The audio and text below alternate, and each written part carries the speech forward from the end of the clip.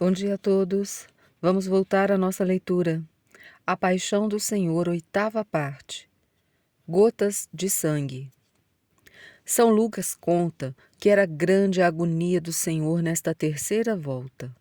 Agonia significa estado de transição que precede a morte, espaço de tempo que dura este estado, luta, sofrimento, amargura. Cristo lutava dentro de si. Por um lado, estava a natureza humana que rejeitava essa morte. Do outro, a natureza divina que desejava obedecer ao mandado de seu Pai. O espírito lutava contra a carne e animava-o a aceitar o martírio. Nesta batalha, o Senhor rezou com mais fervor e a oração foi longa. Angustiado, violentou-se a si mesmo com tanta força que algumas veias se romperam, fazendo cair gotas de sangue pelo chão. Não suou sangue por medo, mas pelo esforço imenso em obedecer plenamente à vontade de Deus. Quanto mais aumentava o seu sofrimento, mais sua oração se intensificava, clamando para que o cálice fosse afastado, porém, mais ainda, que fosse feita a vontade do Pai. Todos os anjos contemplavam a cena, em que o Filho de Deus agonizava e suplicava 3 vezes para se evitar essa morte tão cruel e vergonhosa. Aguardavam o resultado daquela súplica, como Abraão guardou a sua espada perante seu filho Isaque.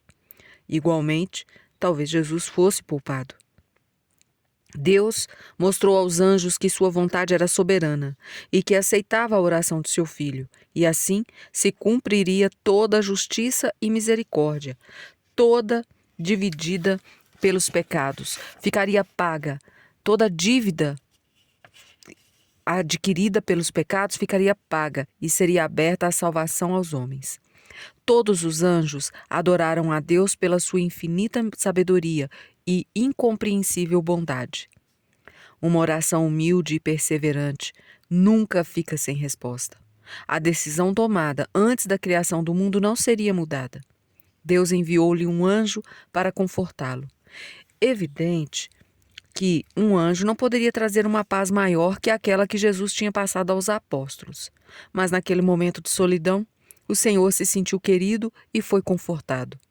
Assim, ensina o Mestre que humildemente devemos aceitar e procurar consolo, mesmo que seja em pessoas aparentemente simples. Terminada a oração, o Senhor levantou-se e novamente encontrou os apóstolos dormindo. Despertou-os com uma grande ironia.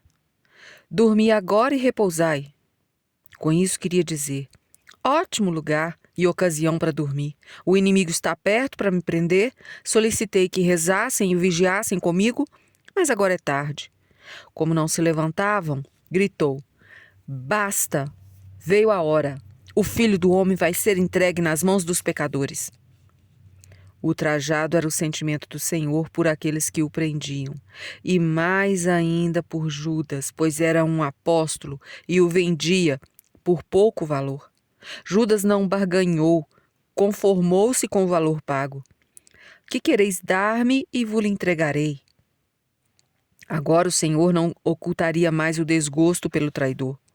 Levantai-vos e vamos, aproxima-se o que há de me entregar. Ele não perdeu tempo e nem está dormindo. Encontramos nesse episódio 2 grandes ensinamentos. A oração sempre é eficaz. Embora a consolação fosse pequena, a fortaleza para vencer foi enorme. E diante de Deus precisamos abrir inteiramente nosso coração, como fez Davi. Ponho diante dele a minha inquietação, e eu lhe exponho toda a minha angústia. Perante a dificuldade é preciso mostrar valentia e enfrentar os que nos perseguem. Jesus é preso. Após sair, Judas, que não acreditava mais em Jesus, pois o considerava um enganador, começou a organizar como o entregar. Foi à casa dos príncipes dos sacerdotes para indicar que aquela era a ocasião oportuna para que se cumprisse o combinado. Assim, deu as coordenadas para a captura. Conseguiu uma comitiva de soldados de guarda. Parecendo pouco, mandaram criados e alguns dos príncipes dos sacerdotes. Com isso, davam uma autoridade ao fato. pois estes foram sumos sacerdotes em anos anteriores. Todos estavam bem armados e equipados, com espadas e paus, lanternas e tochas. Judas armou tudo para que nada saísse errado. Na cidade, todo esse alvoroço não passou despercebido. Juntou-se todo tipo de gente, judeus, gentios, servos, comerciantes, vagabundos, prostitutas. Todos, nesta noite, prenderiam Jesus, porque a graça da redenção seria para todos.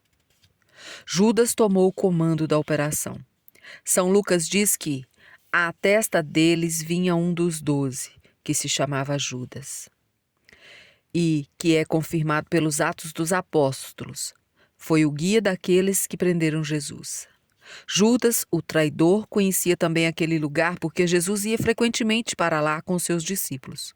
Então, escolhendo a noite, quando Jesus estaria com poucos amigos e fora da cidade, evitaria tumulto e resistência de seus seguidores, satisfazendo assim o temor dos pontífices que tinham medo e queriam prender Jesus após a Páscoa. O poder das trevas buscava na escuridão a luz eterna.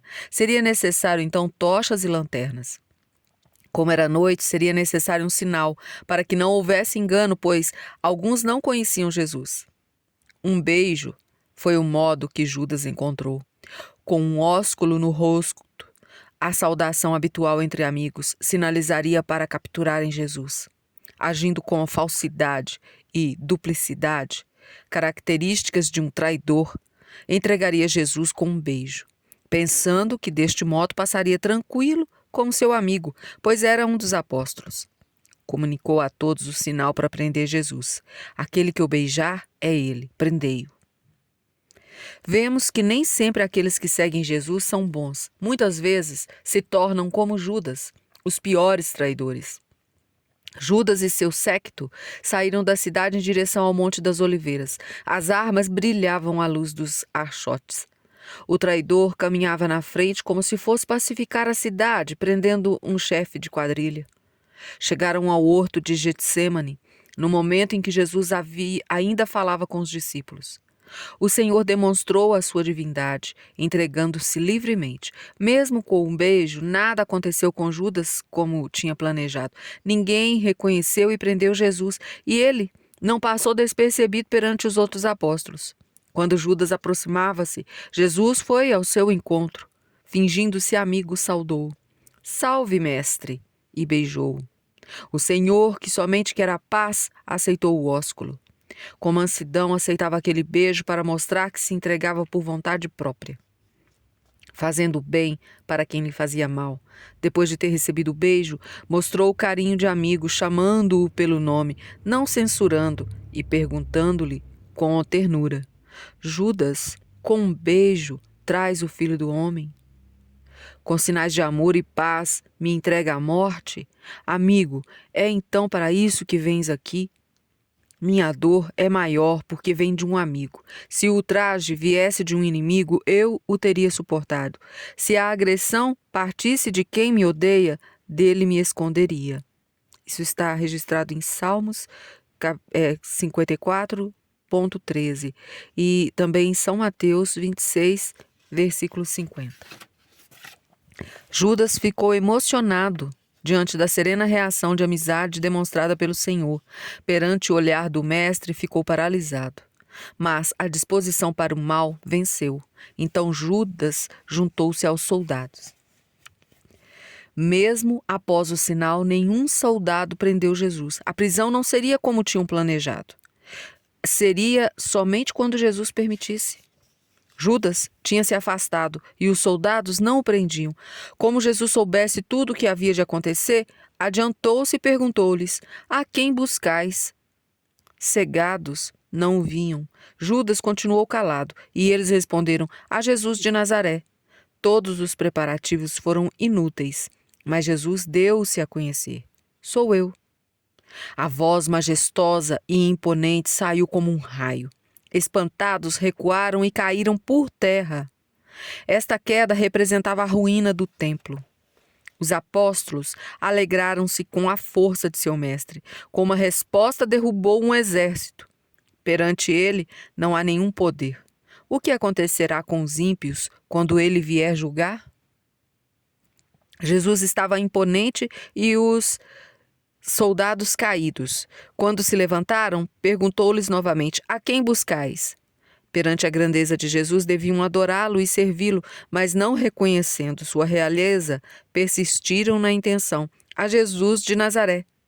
Percebendo que não era possível fazê-los enxergar e preocupado com seus discípulos, respondeu-lhes: eu já vos disse, sou eu. Se é, pois, a mim que buscais, deixai ir a estes. Não pediu, ordenou. Somente assim Pedro, que feriu um servo do sumo sacerdote, poderia sair ileso. Todos obedeceram e assim se cumpriu as Escrituras. Conservei os que me destes, e nenhum deles se perdeu, exceto o filho da perdição.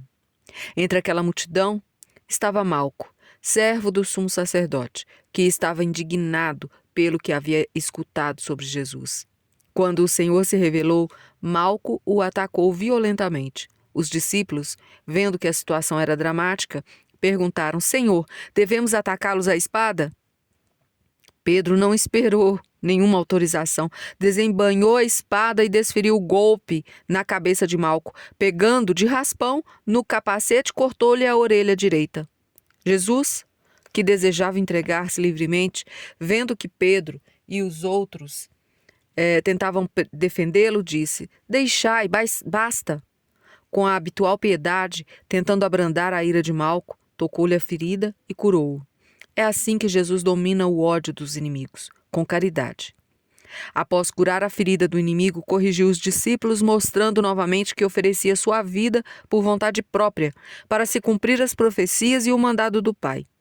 Embora os inimigos atacassem, mandou: embanha tua espada, porque todos aqueles que usarem a espada, pela espada morrerão. Eu não fujo da morte, aceito-a com amor. Não são eles que me matam, mas a vontade de meu Pai. Então não hei de beber eu o cálice que o Pai me deu? Crês tu que não posso invocar meu Pai e ele não me enviaria imediatamente mais de 12 legiões de anjos? Mas como se cumpriram então as Escrituras segundo as quais é preciso que seja assim? Embora fosse preso porque quis, foi uma desonra para Jesus, pois era uma pessoa conhecida por suas virtudes, seus milagres e por suas palavras. O povo considerava-o um profeta, mas foi preso como um malfeitor, um ladrão. O Senhor, que tinha deixado passar várias injúrias, desta vez foi incisivo. Saístes armados de espadas e varapaus, como se viesses contra um ladrão. Exprimia seu sentimento pelo que faziam. Cegos e enganados, tratavam como um malfeitor. Estava sempre no meio deles, na cidade, mas o prenderam no campo. Usaram de armas para quem só pregava a paz. Buscaram um traidor contra aquele que sempre fora leal e fazia tudo às claras. Por que não se atreveram a prender antes? Fizeram de noite, como se prendessem a um ladrão, mas só o fizeram porque consenti. Mas esta é a vossa hora. Está tudo registrado em São Lucas, capítulo 22, versículo 52, 53. E é isso que permite a minha prisão. São as trevas com seu poder que lhes movem. Com estas palavras, os demônios e seus servidores encontraram-se livres para fazer com Jesus o que bem entendesse. Agarraram-no, golpearam-no com violência e insultos. Depois amarraram as mãos, prendendo assim o autor da liberdade. Talvez muitos dos que o atacaram dissessem depois: Senhor, quebrastes os meus grilhões, oferecer-vos-ei sacrifícios em louvor. Judas andava ao lado dos sacerdotes e magistrados, comentando o seu êxito. Os apóstolos, envergonhados e assustados, esquecendo-se do que tinham prometido, o abandonaram e fugiram. Terminaremos por aqui e amanhã continuaremos nossa leitura. A todos os senhores, salve Maria.